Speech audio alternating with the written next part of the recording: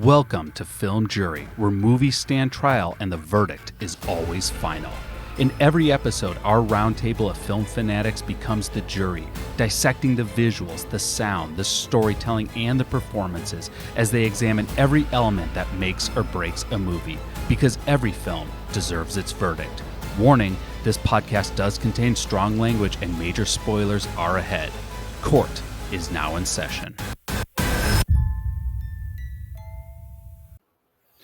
Welcome to our final installment of our It series, where we've been giving verdicts on each of the It films, and we are now in the final cinematic installment of the It franchise, which is It Chapter 2, directed by Andy Muschietti, written by Gary Dauberman, starring James McAvoy, Jessica Chastain, Bill Hader, James Ransone, Jay Ryan, Isaiah Mustafa, and Andy Bean. I'm the host who loves the ritual of Chud, James Patrick. And I'm your lucky number 7, Heidi. And I am the cameo in the antique shop, Kristina.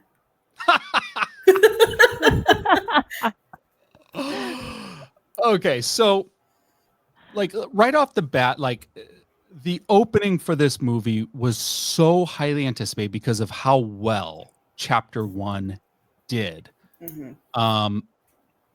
But I think, and I have to look up the numbers, I think it had such an atrocious drop-off from opening weekend to week 2, because a bunch of people saw it and the reviews came out and people are like, this is different.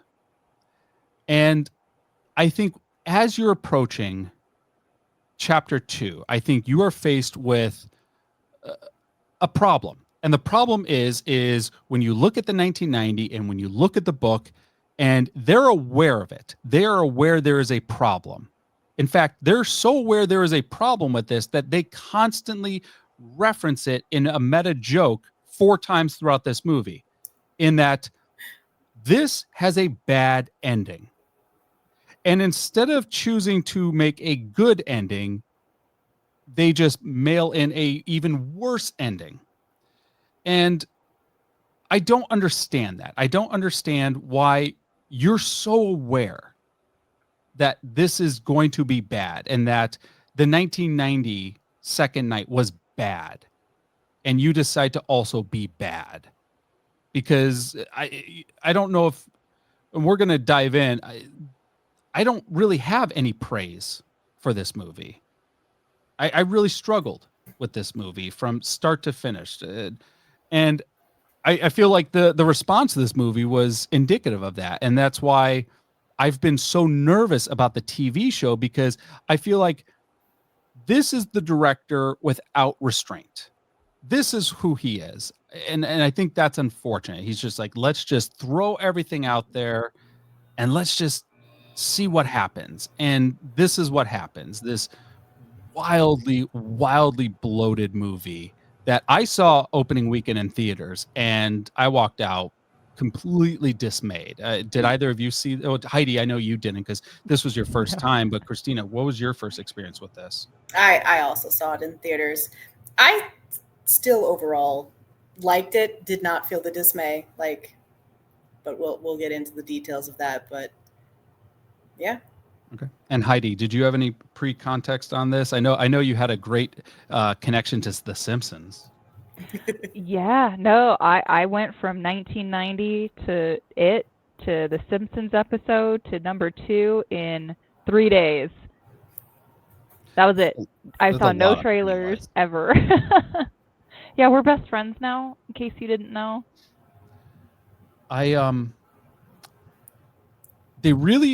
They really swung for the fences on the casting in this, didn't they?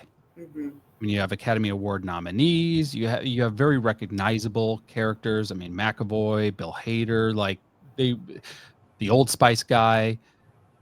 They really wanted there to be a equal balance of weight between Skarsgård as Pennywise and the adult versions of their counterparts. So I did see in an interview that Wolf Finhart's the reason Bill Hader was in the film.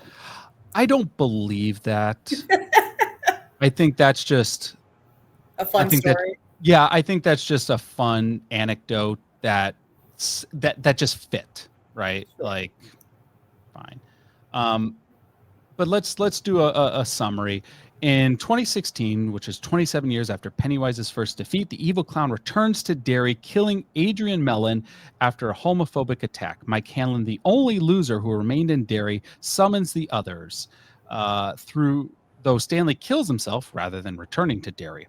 As a group reunites, Pennywise resumes his reign of terror, murdering a young girl named Victoria and aiding Henry Bowers in escaping a mental institution.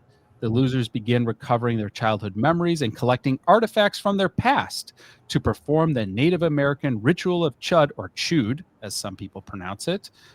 They didn't have a consistent pronunciation of this.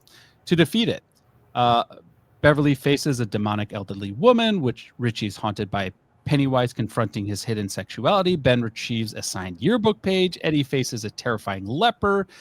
Tensions raise as the losers confront their guilt and failures, including Bill's inability to save a boy named Dean, and the violent encounters with Bowers threaten the group. With their memories restored, the losers descend into Pennywise's cavern beneath the sewers. The ritual fails as it emerges as a massive spider, separating them into hallucinations and preying upon their fears.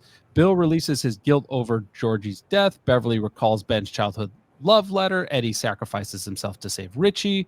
Strengthened by their courage and unity, the losers confront Pennywise, causing it to shrink, and Mike rips out its heart, finally killing it. Afterwards, they grieve Eddie's death, share tender moments, Ben and Beverly kiss, and the scars of their blood oath vanish, and they return to their separate lives. Years later, the losers find closure. Ben and Beverly marry. Richie revisits the kissing bridge. Mike leaves Derry, and Bill continues writing while Stanley's letters remind them of their enduring bond as losers and will always be. Okay, so we pick off where we left off, which is, them giving the oath, because we don't remember that, apparently. So we have to re-show it. And I think that's just the director being like, hey, the kids are better. Let's show the kids. It was also expanded. Like, it wasn't entirely the exact same scene. Yeah, with really bad CGI de-aging. Like, all these flashbacks are completely perfunctory. They're useless. They don't add anything. They're not good. They're not as good as the chapter 1. And everyone looks different and sounds different. Like Eddie's voice. Like, these kids change a lot in a few years. And, it was like 3 years between filming of these movies. They're going to sound different. Even if, like, you can CGI de-age them, which looks dumb and they look stupid, they're not going to sound the same. Also, did you notice how tall Ben got? No. Ben was so short in part notice. 1. He is so short in part 1. He is taller than Bev in chapter 2. So it's like, yeah, you can CGI their face, but you can't CGI how tall they are. I didn't clock it at all. I hated every one of these. Hated every one of these. Okay. But we have to address that Bev had a vision of them, which I think was hinted at in the first one real quickly, but we have to hit it again, that she saw them all as adults, and Stan had asked, well, what do I look like? And she's like, well, you still look like a kid. So we're hinting on, Stan's demise here. But now we have to have this scene of the character Adrian being killed by Pennywise after he's attacked by a couple homophobes at a carnival or a fair, as Pennywise kills him. But here's the thing. The dude's like 30. Why is Pennywise attacking an adult now? And I know people are going to say, well, it's in the book. Well, so what? So's a massive group orgy. So's a giant turtle. I think he was already injured, so it's easy pickings. Because this is when he's first coming out of, it's the start, right? It's the start of his reign of terror again. I guess, but why don't you just pick off like a small kid? That'd be so much easier. Like, it's just. He'd also been dropped into the water. And then we've touched on the water thing, and there's water all around us, and everything floats. So. Once again, we have no consistency of who Pennywise is. And I feel like that's an issue. We do get that interesting visual of all the balloons cascading down off the bridge, which is cool. Okay, cool. That's fun. I don't know what the balloons mean to Adrian, though. He wasn't the one who was offered a balloon. Adrian isn't even from Derry. It was the boyfriend that's from Derry. Cool. And the boyfriend was so adamant that they get out of Derry. Didn't the boyfriend see Pennywise standing on the shore banks? Yeah. Yes. So what happens to him? Don't know. Cool. Who knows? Good storytelling. Uh-huh. But now we have to have a voiceover narration. And God help me, I hate voiceover narrations.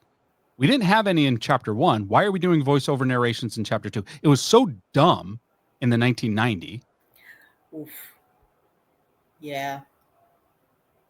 But we have to explain now. The audience isn't smart enough. We have to tell them what's happening. It was done better in It Part 2, but then the 1990, because the 1990 was just, we're going to tell the entire story.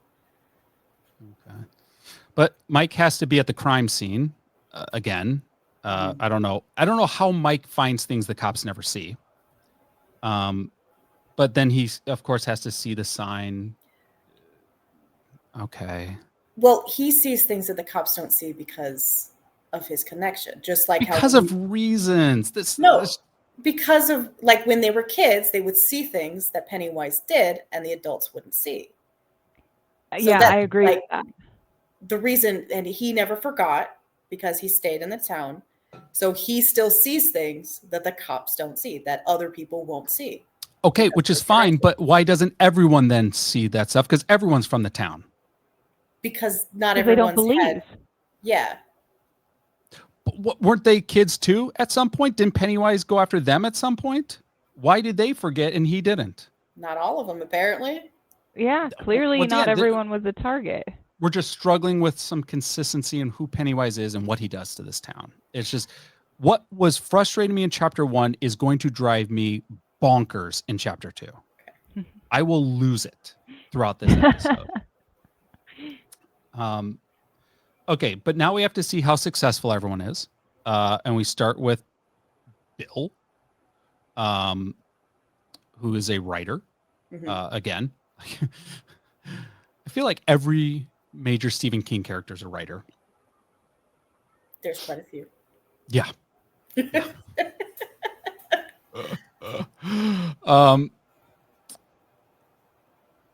And Bill's on set of his movie, and for some reason, and this is one of the first calls we have, is like, oh, your ending sucks. Like, we're gonna call this out a lot. Your ending sucks. You don't know how to write endings. Like how they're filming without the ending by this point, I find strange. Yeah, they say they need it like by that evening. Yeah. Which is mind-blowing to me.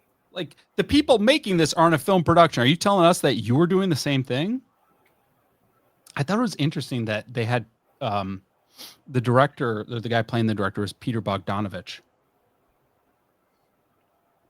who doesn't direct horror films. And he doesn't have a good history. He was, I don't know if you ever saw the film Star 80. No. It doesn't hold up, but it is a pretty powerful and provocative film. It's about the true story of Dorothy Stratton, who was a Playmate of the Year, and she left an abusive boyfriend, and I'll probably get the timelines wrong, or had an affair with, or I think it was her husband actually, or had an affair with Peter Bogdanovich, who was trying to cast her in a role, and they had a very improper affair, and it led her husband or ex-husband to murder her. Bogdanovich then married. What? Yeah, he did a film. Okay. No, he didn't make the movie Star 80. The movie Star 80 is about that event. Okay. They changed his name in the movie. Oh, okay. I see. They changed his name in the movie, so I don't think the name is Peter Bogdanovich in the movie. I think they changed the director's name, and but he was definitely was made out to be a very sleazy guy. Yeah. Who, by the way, true story, after Dorothy Stratton was murdered, Peter Bogdanovich married her younger sister. Ew. Okay. Auto response. Gross. Yeah. So anyway, curious Okay. casting of him to play this director.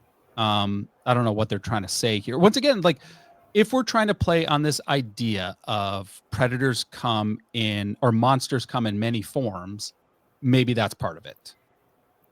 And like in the 1990 version, like they show a scene with the director, and he's not a great guy in that either. Like Yeah, he's trying to very wield his creepy. power over Greco. Greco.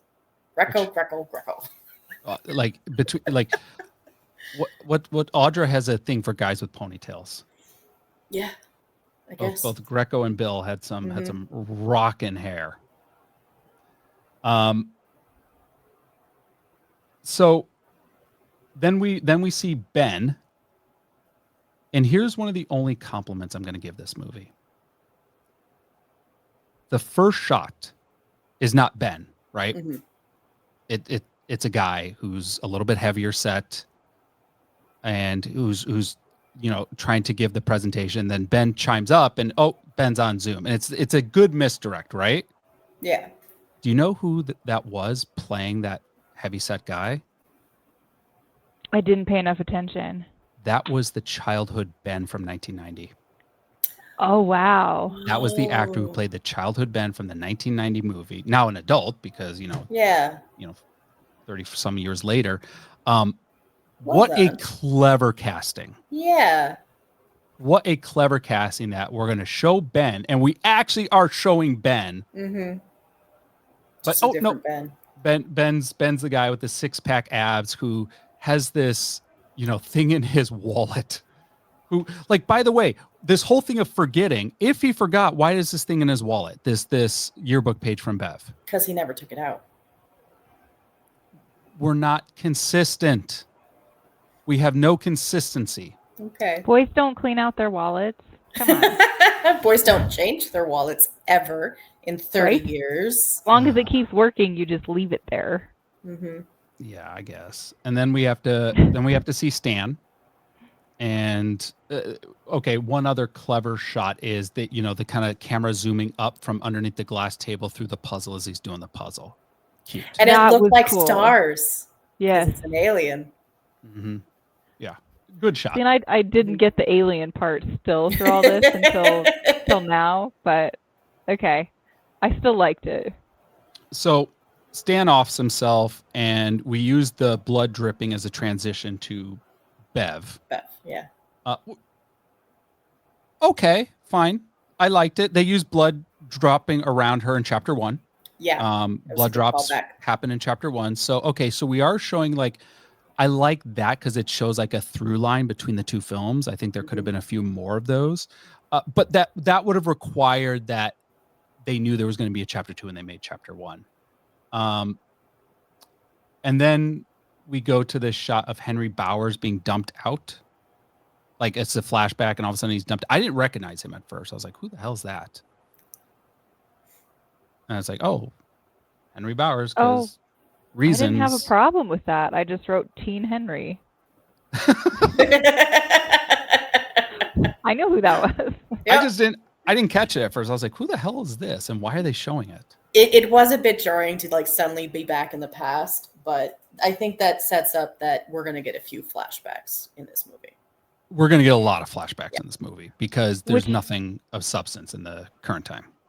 Which felt more like the 1990 version, which was flip-flop, flip-flop, flip-flop central. Once again, this was their opportunity to do something different, to make something better. And what we got was this. I will give an iota of credit because you have these characters who have forgotten everything. And with the flashbacks, it's us seeing them remembering and having their memories come back. So we are remembering with them. But we all saw part 1. Well, maybe But if you not all of didn't, or you didn't watch it right before going to the theater for chapter 2, maybe it helps, or that was part of the point. I just think this is, you just don't respect your audience enough. We don't need the entire, like, this movie is so long. It's like well over 3 hours. Because so much of it is just Yeah. retelling what happened in part 1 and then expanding on it with nothing that adds any more value. One thing I will notice, just in contrast, I like that the actors that they cast for this, which, by the way, I don't really care for any of the casting in this. I don't think really anyone does a good job, with the exception of Bill Hader a little bit. They look the appropriate age. When you look at them, you're like, okay, they look like they're in their early 40s. Now, think about everyone in the 1990 movie. Do they look like they were in their early 40s? No. No, they look so much older. But even like I made the like I noticed like even the kids don't look the same age in the 1990s version. Like they look completely different grades. And I can understand why the bullies did, because they like it's said that they were held back a few years, but even the main 7, they're supposed to be in the same grade. They do not look it. Mm-hmm. Yeah, they look to be about 10 or 11 in the 1990, and they're clearly like 13 in 1. Mm-hmm. Well, I think they're supposed to be a little older in this version, which I'm okay with. For as much umbrage as I'm going to take against this, I don't. That won't be one of them. But we're gonna go back to the Chinese restaurant, and we're gonna have another fortune cookie scene, and somehow they managed to make it look worse. Yeah, it was creepier, but at least they got through it faster. But once again, Pennywise isn't killing people. So we got to kill a random girl who we actually saw in the opening scene at the carnival.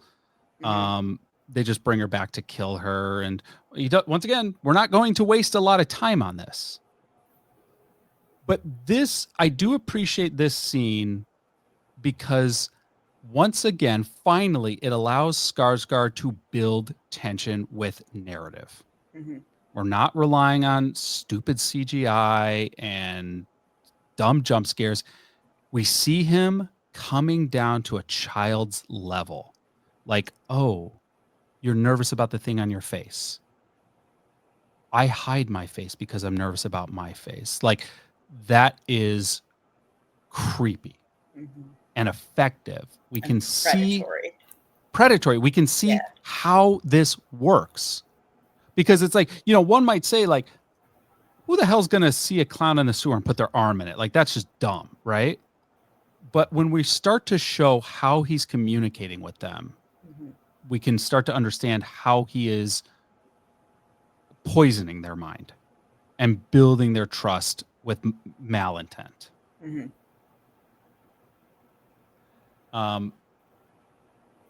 We then get a zombie Hochstetter breaking Henry Bowers out of the prison and is driving somehow. Yeah, that was interesting. He's the getaway car driver. Yeah. I Interesting's do like a word for it. how they did this escape scene, though. Because we established Bowers with the knife in the first Once again, one. how is it conjuring physical objects? Well, he's returning it to him. Because that's the knife from the first movie that he used to kill his father. But how did he get it in there? It magic. But I do like that they tied that in better. And I do like that it wasn't Pennywise that killed anybody in him getting out. It was Bowers. Cool. Why did they break the fourth wall with Hochstetter looking at the camera? Good question. Dumb. It's just not good. Like, he doesn't look scary. He just looks stupid. This movie too, I have a problem with some of the CGI. I think it's worse. I think they managed to make the CGI worse. I think they got a bigger budget and they screwed it up more. It's like they didn't use the budget on the CGI. Like maybe they spent it all on Jessica Chastain. And gallons of blood. Yeah. But now we have to get this ritual of chud or chewed, because they say it both ways. I don't remember if this was in the book, but this is sure a great way to waste a ton of freaking time in this movie. You did say you wanted something that each of them can bring, like a supernatural power, and them finding their talismans kind of is that. If the talismans meant anything at all. It is more of a, at least I think, a symbolism to them. Because these are things that were important to them that symbolized like freedom in some aspects and like escape in some aspects. Because like you had the arcade token because that's something that brought him joy and was escapism. Bev's was a key, like to unlock a door to get out. Okay, I hear what you're saying. Mm-hmm. They don't even buy it themselves because they're commenting on how stupid the tokens are when they're throwing them in the fire. Oh yeah. They don't even, the writers of this don't even believe in this premise of sending off everyone on a quest, on a side quest to retrieve some very obscure token that, once again, had you planted some of these ideas in chapter 1, it would have made a hell of a lot more sense. Yes. But all of a sudden, we're just doing the most obscure, random things. But also, that's kind of why the ritual doesn't work. Because they don't believe. Yeah. I feel like we could have just eliminated that whole part and shaved off like 2 hours of this movie, which do nothing. Because we know they're not going to die. Like, we know they're going to the final battle. Like, why are we wasting so much time over dumb jump scare? Like Paul Bunyan? That was weird. Yeah, that was strange. That just... The only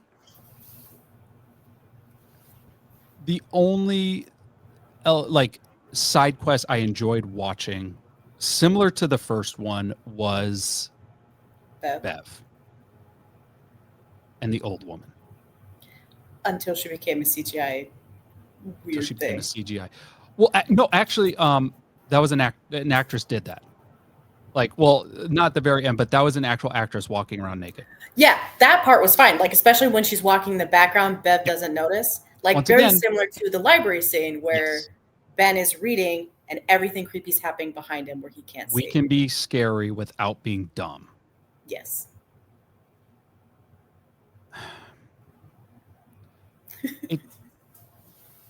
Yeah, I just like I could just harp on this all the time. Like, and what I just thought that was the only one that was like, okay, this is kind of interesting. But here was something that I thought we could have gone with. The old lady says, "Oh, what did she say? Like her grandfather was in the circus or something like that," kind of alluding to the fact she's an ancestor of Pennywise. I thought we were going to get in the trailer when it showed Pennywise without the makeup, right? I thought we were going to get more of some narrative or explanation of, is Pennywise just an imaginary figure this thing created? Is Pennywise someone this thing took over and adapted? Is Pennywise someone that, like, was a Henry Bowers? And it took on as a protege until it took over his being. Like, is Henry Bauer or is Pennywise possessed by it? Like, what a fun concept that would have been, but that we did not get. But the old woman wasn't the granddaughter of Pennywise. She was Pennywise. I know, but like, we could have had something here. He's a shapeshifter. Like, we're hinting at something and we're just not delivering it. Then we go to Paul Bunyan, which, why is Richie afraid of Paul Bunyan? I thought his fear was clowns. And why is there suddenly a Paul Bunyan statue in the middle of town? Like a huge one. It was in part 1. It's in the TV show. I know it's in the TV show. They showed it in episode 2 of the TV show. Or they showed it being built and people protesting. Why? Paul Bunyan sucks. It's like, yeah, this is dumb. Oh, see, and I'm being from northern Arizona. I thought it was a lumberjack, and I was thinking about NAU the whole time. Mm. And then we have a Stephen King cameo. So obviously Which I Stephen King signs missed. off on this. What's that? I missed that. I was looking for it, and He plays the antique store owner. Yeah. Oh. Well, once again, we now have the third time we're joking about bad endings. Mm-hmm. Like Bill offers to sign his book, and he's like, "No, I didn't like the ending." Yeah. But Bill has to buy the bike, which we did not do in chapter 1. The bike was not a character in chapter 1. Like he had a bike in chapter 1, but it was not it did not have a power. But he has to buy this bike, and the shop owner says, "Oh, I don't know if it's going to ride." It's like, I think it still said silver on it, though. They just didn't make a point to talk about it. Didn't make a point to talk about it. Yeah. Why is it in the window of the shop if the shop owner doesn't? Because it looks antique. Okay.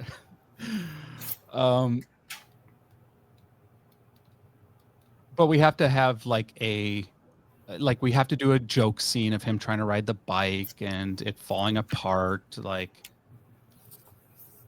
okay. Like, it's just not funny. Like, it's like, this feels like they're trying to make a Marvel movie. Like, nothing can be serious. Everything needs to be said with a joke. There's nothing at stake. We can respond to everything with a quip. It doesn't have the maturity that chapter 1 had. Chapter 1, when there was humor in chapter 1, it felt funny. And it felt like a distraction from tension. In chapter 2, it just feels like, let's have something happen and then joke. Have something happen and then joke. There's they're not reining anything in. You look like you disagree, both of you. I appreciated the levity in both. And I think, especially with characters like these who have been through trauma, their natural reaction is to deflect with humor in everything they do. It's not just the character lines, it's everything the director's choosing to do. Like having to smash cut to Bill not being able to ride the bike, that was a directorial choice. Yeah, that's not clever writing. I didn't fully understand why the bike, like as you said, I did not understand why the bike was important other than he runs into the kid, I think, in that scene. Like, okay, here's the perfect example. This will encapsulate how bad this movie was pieced together. Angel of the Morning. When the leper pukes on Eddie and they cut to Angel of the Morning. Right. Like, it is so... And it's just like 2 seconds of the song, too. It is so tonally insulting. It did feel Deadpool-y. Yes. It felt... Use that song in Deadpool. Like, we're going to start to see a lot of ripoffs of other things. And it makes me wonder, is the director even doing this, or are people just throwing in whatever they want and he's not even watching it? Like, did the music editor just throw that in and says, I bet he'll never notice? Like, because that's what it feels like. Pay rights for that, so somebody had to sign off on it. And then we just have to have more flashbacks because, hey, remember this movie that you liked way better than the movie you're watching? Well, let's just keep doing that. We're just going to keep dragging out time. And now we're at the hotel, but we got to go do something. And then Jessica Chastain says, well, hey, let me go get, who'd she say? Let me go get Ben or something. And he's like, no, there's no time. There's no time to yell upstairs. And they come down 2 seconds later. Like, it's just like, we have to get everyone alone again. And like, I just don't know if we're doing anything original or interesting at this point. Some of it was very like, we're doing this for fake tension. Yeah. fake stakes. Yeah. Building up something that's not there. But we go now to Bill chases some random kid who lived in his old house to the fair and has to like try to save this kid in the Hall of Mirrors, which really cool visual. So late into the movie. And once again, Pennywise doesn't hesitate to eat this kid. And I do like that the fun house, the entrance to the fun house was the clown mouth. Yeah. Yeah. Good. Yeah. Good. And they showed that early on in the movie too.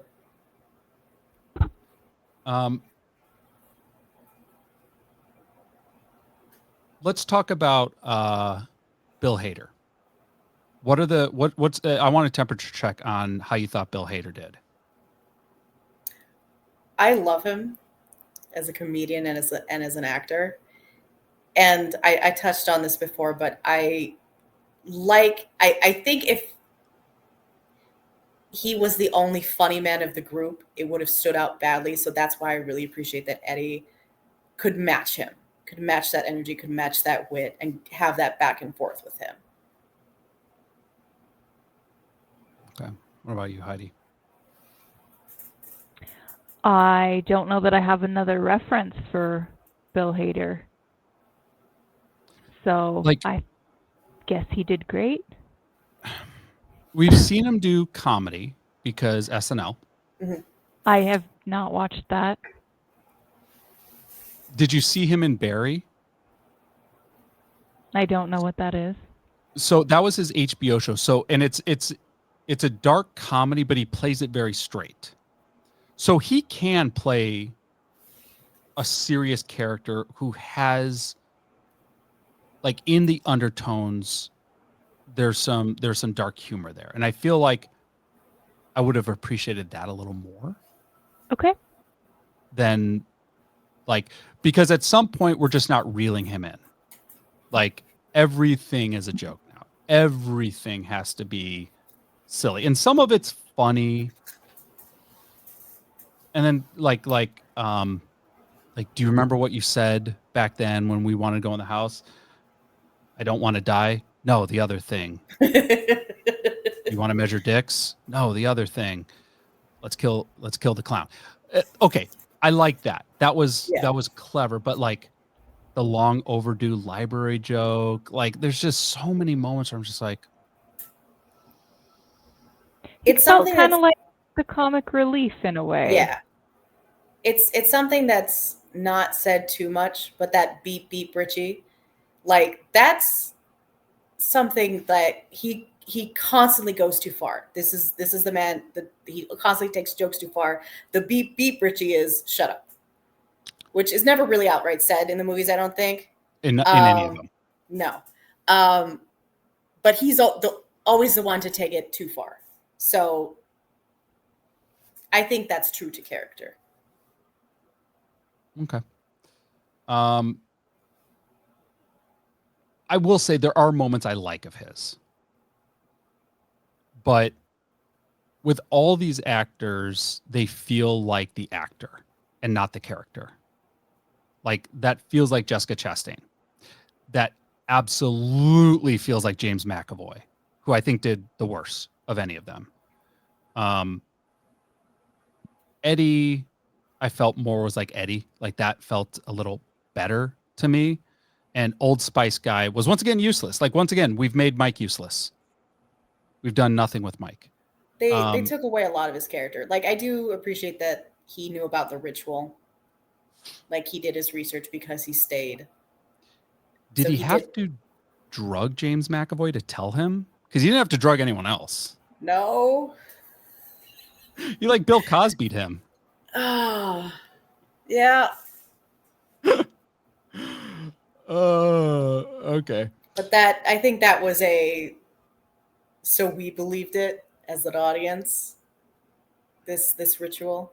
This is the director. I just need to show something else super visual, and I just need a way to do it.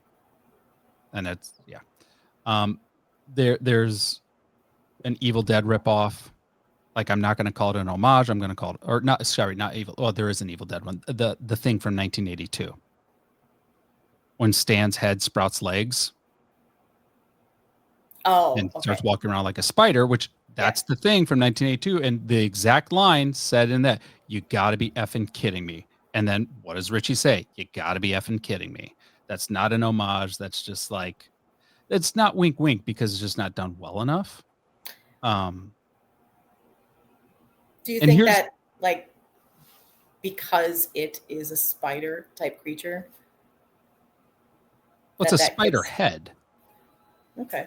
Like with the same line delivery as the thing, like in the same pacing. Like, here's my note on the comic relief. We have to be relieving something, and nothing has been scary yet. There's been no need for relief. Like, I don't think it's a great movie, but the movie Insidious, I feel like, has so many tense moments. And I think the tension builds and builds and builds. And then you meet, was it Glasses and the other guy? The one played by Lee Winnell and the one played by the actor who I don't know. And it's like, I can breathe. I can take a breath. Like I'm being brought up for air. And it feels like a relief. See, you liked Insidious. I didn't. I thought think it was very Insidious stereotypical. Is effective. I wouldn't say it's a great movie, but I think it's good. And I think there are a lot more scary elements to it. And so when the comic relief jumps in, I feel like I'm relieved. I have a relief here. This feels like it has its moment. One moment I will appreciate with what Bill Hader did is, and this was the Evil Dead one. And I laughed out loud when he goes all John McClane. It goes, yippee-ki-yay, mother. And then the deadlights hit him. It just goes slack. That was Bruce Campbell from Evil Dead 2 as Ash, just full deadite. Just it's so good. That is a comic relief. Like that is like, done so well. And that wasn't just quippy, that was like body humor as well. Yes. Just like and then we get it as a giant like Sarlacc pit, so we're doing Star Wars now, I guess. And then we get the spider, so we're not doing anything different. We're doing the spider again.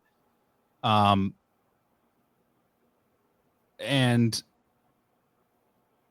then we have a here's Johnny moment where like the head's popping into the bathroom stall. Like, so we're calling out another Stephen King property.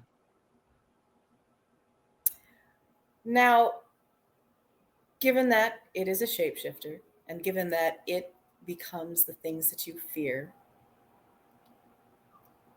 and I mean, at least in the 1990s, we know that these kids watch movies. Mm-hmm. Do you think that gives a little bit of forgiveness to these references? Because these could be things that they've seen, movies that they've seen, because Batman exists in these movies. So does The Thing exist? Does Evil Dead exist? And is it becoming those things? Because it sees it in their minds. I have no problem with the shape-shifting. Yeah. I do have a problem with the spider. It was bad in the first one, and it's not any better. It just looks... It's a spider with Pennywise's head. Yeah. Cool. Yeah. Cool. Like, not interesting. Not game. And I am so ready for this movie to be over. But yet we still have to just dive in more. And like, it's just like... And here's something I don't understand, and I'm trying to understand why this is the direction the writer took, and maybe either of you can help me on this. The way they overcome this, so they were all bullied, right? They were bullied by their parents. They were bullied by the town. They were bullied by Bowers. Actual bullies, yeah. They were bullied by Pennywise, ostensibly. Mm-hmm. why is the thing that undoes Pennywise them bullying Penny? Why do they turn into the bullies? Why do they turn like essentially like they turn into the bad guys? Yeah. I thought that was weird. It is a stand up to your bullies moment. It is your bully only has the power that you give it. It is only as big as you think it is, kind of thing. Are you satisfied? Yeah. Like Heidi, do you watch that and you're like, oh, I feel like we got it. Like this was, I feel, yes, we showed him. Do you feel that? No, for me, it would have been better if it was just the old school camaraderie. Yeah. Something. Like this, like we're just gonna call you names. Okay. Yeah. Again, like this is kind of with the first movie, like this is their belief that's killing it and pushing it back, which is hard to show. Do something.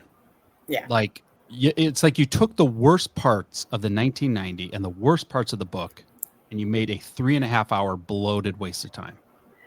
The fight in general, I think, was better. Like, obviously more action, more grit to it. And I appreciated that they didn't stop the fight when Eddie went down to just huddle around him while the monster crawls away, like in the 90s version. Yeah. Like, it felt higher stakes, which I did appreciate. I guess I just don't care about the stakes. Like, I don't know. The portrayal of them as kids had me. Mm-hmm. I'm in. Yes. Right? Yeah. Heidi, yes. I believe it. I feel it. I feel Bev's fear of her father. I feel Bill's frustration with the fact that no one is listening to him. Mm-hmm. I feel Ben as this new kid who is so afraid of being seen and then so relieved that the person who sees him is the person he needed to see him. Right? I feel these things. I feel nothing for these adults. Yeah, you're just waiting for the rest of the story. Mm-hmm. Mm-hmm. I do think that there is some mental regression that happens when you are confronted with things that you were traumatized by. I'm not sure it was shown effectively, but like part of them did become kids again. Like they were still in adult bodies, but they were confronted with the most horrible things. But I do agree that it was not shown quite as effectively as it could have been. Mm-hmm. Here's another interesting element of these characters that I would have been so curious to see shown a bit more. None of them had kids. Mm-hmm. None of them became parents. Which is commented on in the 90s version, but not in this one. I think that's important. I think that's an important element of these characters that could have been called out more. Yeah, because they might have forgotten, but they clearly didn't do that. Part of it still was with them. Yeah. Yeah. A repressed trauma. They didn't want to pass it on to the next generation almost. The only character I think who I believed was Bill Hader in the conclusion. I felt that, and I just think he's just a better actor. Mm-hmm. Or he did better in this film than the others did. Like I will stand by the fact I think he went too far in a lot of scenes. I think they should have reeled him in, but I like the emotion he had for the loss of Eddie. Like I felt, and I think he did a good job with that. How did Skarsgård do in this one versus the last one?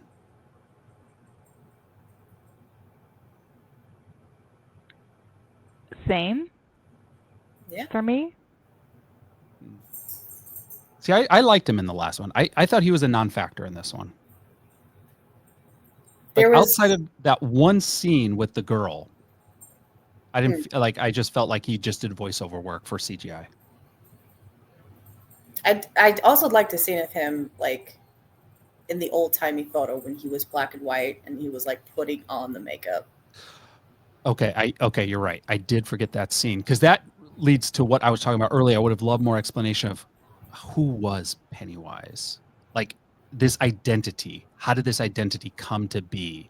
Yeah. And that scene where he's like running the razors down his face and cutting his face. Yeah. Yeah. Like, I mean, like we're emulating Joker, right? But like that's a great visual. But yeah, okay. And finally, the longest movie of any of them is done. And we can finally never watch it again. Seriously. I'll watch it again. Oh my gosh. Oh no. When they come out with an It Chapter 3, we're gonna have to do another version of this, and we have to watch them all over again. Yep. No. In one weekend. No. No. Definitively no, not in. Not it. All right. I don't like you that much. Yeah. We got to give some verdicts now. So Heidi, let's start with you. What is your verdict on It Chapter 2? Okay, I gave it a generous 2. A generous 2. Tell us your reasoning. It was just a bad movie, but not so horrible. Like, someone, obviously, Kristina's going to watch it again, so it's not that bad, right? So it's a 2. Okay. And Kristina, what is your verdict for It Chapter 2? I give it a 3. It's not as strong as the first one. I still take off points for the bad CGI. I think there was a lot of go here, do this in it. But overall, it still had a lot of fun to it. Okay. Yeah. All right. I give it a 1. This is one of the worst movies I've seen. This is one of the worst movies I've seen. Not just horror films. This is a terrible movie. I hate this movie. I hate that I will never get this time back. I hated it when I saw it in theaters. I hated it more on rewatching it. This made me so mad. And with the exception of a few little good elements, this was a complete mess. And it is the number one reason I have so much fear about this TV show, because I feel like this is the director showing me who he really is. Because in the original, in Chapter 1, there was still latent carryover from a script by a different writer and a different director. So there was different interpretations of who these characters are that was carried over into what he created. So my belief now is Chapter 2 is all him. This is who he is. And it makes me wonder if any of the good parts I liked in Chapter 1 was the other director. So I think this is a guilty of cinematic crime film. But with a total score of 6 out of 15, that puts this is like a mistrial. It's too worthy to recommend, or too messy to recommend, probably not worthy of your time. Like, if you just have to see it because you saw the others, fine. But like I said, I think you could have watched Chapter 1, turned it off on Chapter 1, and then moved on. Yeah. Here's another example of it. Did you ever see The Descent? Yes. Like the Neil Marshall subterranean horror film. Heidi, did you see that? I don't think so. It's one of my favorite. If we do like a creature Okay. feature month, The Descent has to be on it. It is one of the most effective films when it comes to playing on so many different levels of fear, from claustrophobia to fear of the dark to such a well done film. Anyway, really good ending. And I would say, like, both endings, the US and the UK versions, are both powerful in their own ways. But did you know they made a sequel I did. where they brought back all the principal actors and they completely changed their narrative structures? I think I saw it and have blocked everything about it. Perfect encapsulation. The best way to appreciate The Descent is to forget they made The Descent 2, because The Descent 2 will sully the characters you liked in part 1. It will change who's the hero. It retcons things that you appreciated about the first one just so they could cash grab on a sequel. It is so offensive. So the only way to enjoy The Descent is never to watch The Descent 2 or to forget it even exists. That is my belief on it. The only way to really enjoy it is to love chapter 1 and forget there's a chapter 2. Yep. Well, to each their Fair. Yeah. So Kristina, you wanted to do scariest kills or best kills? No, or just best scare. And this could be a like scare. Any of them, all three? All three of them. Just either most effective or most fun. What's your favorite? And I can Heidi, start you if go you need first. time to think. Oh, yeah. Oh, of course you put it on me. Well, Kristina, why don't you go first, Kristina, because it's your question. Yeah. So my favorite is actually one that starts in the first movie but ends in the second movie, the newer ones. And it's the 3 doors. So they open the door and you have the top half of the girl. And I forget who says it, but one of them's just like, where was her bottom half? Where's her bottom half? And in the second movie, they open the door. It's the bottom half. Got it. I never Okay. I missed that. Oh, I so never good. clocked that. I don't know. This is a hard question because as much as I was expecting these to be scary movies, they weren't for me. Mm-hmm. I mean, I guess I'd have to go with, of course, unfortunately, the famous generic scene of Pennywise in the gutter, because that is really creepy, and the balloon. The original from 90? I think it was creepier in 1, or it. But at least, I don't think in 1, Pennywise actually offers a balloon. I can't remember now. He holds it up real quickly before swapping it for the boat. Mm-hmm. But it's red. It's yellow in 1990. It's yellow. Yeah, there's a big color difference from 1990 to 2017. Yeah. I think in the new one, all of the balloons are red, and in the old one, it was all different colors. But mostly yellow. And Pennywise's eyes change colors, and I didn't quite figure out if that was like how angry he was getting or how close he was getting to a kill. I don't know if you noticed that. They start out blue. I did clock that. They turn to yellow and red. Okay. At different points. Yeah, blue, yellow, red. And that's in 2017, so it.